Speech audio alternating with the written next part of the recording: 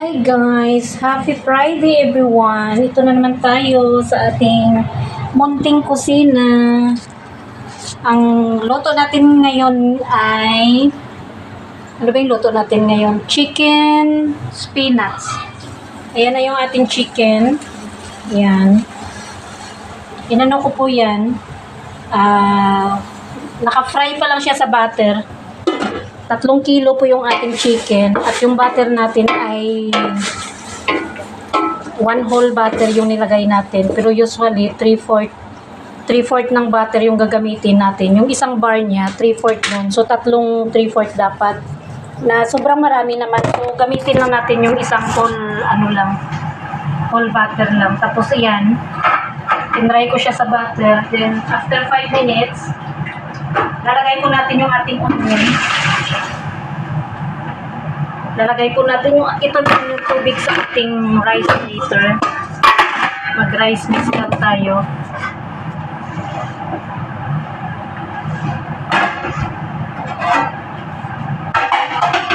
So ito guys, naka 5 minutes na siya. So haluin lang natin. 3 kilo po yung manok natin. Iniwa natin ng pa-cubes.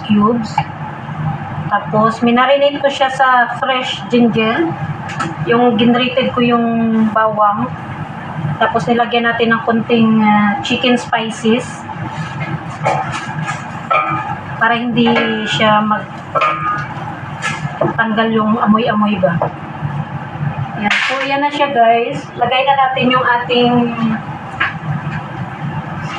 ating onion. Iniwa ko po siya ng maninipis. Ayan. Pahaba na maninipis. Ayan. Isang ganito yung ating onion kasi 3 kilo yung ating manok. So sa 1 kilo kasi isang bowl na maliit na plastic. So kung yun ang sundin natin, sobrang dami rin. So ito, siguro basta ito na lang sinunod ko yung ganitong takalan. Pero depende naman po yun sa inyo kung magluto. Lagay na natin yung ating onion.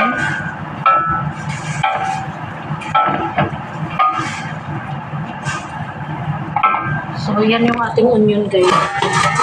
Baka naman tumalon yung aking cellphone dyan. Maluto. Pag naluto yung cellphone natin, wala na. Instead na may makuha pa tayo na video, mawala na. O, yan yung itsura niya guys. So, mix lang yan natin. Yan. Kasi after 10 minutes, lagay natin yung Maggi powder saka hell powder, yung cardamom na powder. So, na-mix na natin. Marami tayong onion na ilagay. Lalambot naman kasi yan siya. Saka halos malusaw din yan siya pag pinano natin kasi palambutin natin yung ating. So, takpan natin within 10 minutes. Lagyan natin yung ating no need pala sa oil. Lagyan siya natin ng ating Maggi powder, saka hell, saka black pepper. Lahat po yan powder. So, ito naman, mag-prepare tayo ng kanyang spinach. Ano to sa chicken with spinach na may krema. Tapos, i-layer natin yan sa Pyrex. Lagay natin yung mixture chicken natin sa baba. Tapos, lagyan natin ng puting kanin sa taas. Tapos, i-oven lang siya. So, yan na yung kanilang pagkain for today. So, 2 cups na ito. Nag-aantay lang ako ng isa kasi nagpalabas ako, frozen pa. Kasi yung napalabas natin kanina is 2 ganito lang. So, 2 ganito. So, kinulang tayo. Pero usually, okay lang yun yung isang malaki tapos isang ganito, saka isang ganito. Okay na sana kasi kailangan natin is 6 cups. So, ito, yung isang ganitong maliit, ang nangyari kasi, lagpas lang siya ng 1 cup. So, ay 2.5 pala yung full. So, 2.5 na yan. 3. So, 4 na ito. 4 cups na ito. Hindi ko na punuin. Kasi frozen siya guys. So, hindi natin siya kailangan punuin yung cups natin kasi mag-over naman siya. 2.5 cup pala to. Ito lang yung 2 cups pala. Hanggang dyan lang. So, ito, bagong labas ko ito. Magkuha tayo dito. Frozen kasi siya, guys. Ito yung spinach natin na nilagay sa freezer. So, kung sundin natin, kasi naka-frozen na siya, mapadami yung lagay natin. So, ito lang siya. Tama lang siya. So, tama lang pala to yun kanina, yung nilabas ko na kaunti lang. Pinalitan ko kasi naglabas ako ng medyo malaki-laki kunti. May nilabas ako kaninang isa, kasabay nito na nilabas ko kagabi. So, binalik ko sa freezer. So, pwede lang pala kapag frozen na siya. Pag hindi na kasi siya frozen, ganyan ang mangyayari, guys. So, tama lang pala yung nilabas ko kanina. So, ang gagawin natin, i-add siya natin dito at ibalik sa freezer. Kasi yun ang kinuha ko.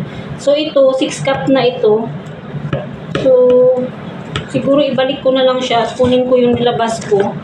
At ito na lang ibalik natin yung naka-frozen pa. At least, frozen pa siya. Yung isa kasi na-defrost na yun. So, ibalik na lang natin. Ang gulo, no? Parang isip ko lang. Spinach tubok, guys. Sa Pinas, alum-alum in Ilonggo. Alum-alum ba? O tama, alum-alum sa Ilonggo. Sa Bisaya, hindi ko alam. Basta spinach ito sa English. Yan, guys. Wait lang. I'm back. Kinuha ko lang ito. So, ito yung nilabas ko kasi kagabi pa. So, ito na lang yung gawin natin. Sayang naman na ibalik natin sa freezer. So, usually 2 cups na rin yan siya. Kasi kailangan natin ng 6 cups. Diba? Kasi na-defrost na siya. So, yan na lang ginamit ko. Yan. Yan. 6 cups ng ating ganyan. Tapos, kailangan kasi ng 1 krema sa 1 whole chicken. So, maggamit tayo ng 3 krema. Yan. Yan, 3 krema. Yan ang gamitin natin. At sa bawat 1 kilo ng ating manok, 2 cups ng ating spinach, at 6 pieces na kiri. So, wala tayong kiri. Gagamit tayo ng cream cheese. Ayan. 1, 2, 3, 4, 5, 6. So, 6 pieces. 1 krema, 6 pieces, and 2 cups na spinach. So, ang recipe natin ay 3 kilo ng manok. So, i-times 3 natin yung ating recipe. Dami, no? Kasi 3 kilo. Kasi family day ngayon. Dito kakain yung mga anak. Nag-ipon-ipon yung mga anak. Kaya, kailangan marami yung ating luto. At anong oras na, guys? 11:30. Kasi, naistorbo tayo ng konti. Nagbantay muna tayo ng bata dun sa taas. Bago umakyat yung kasama ko. So, yan. I-blender natin to siya, guys. Sayang naman. So, lagyan natin ng kunting tubig.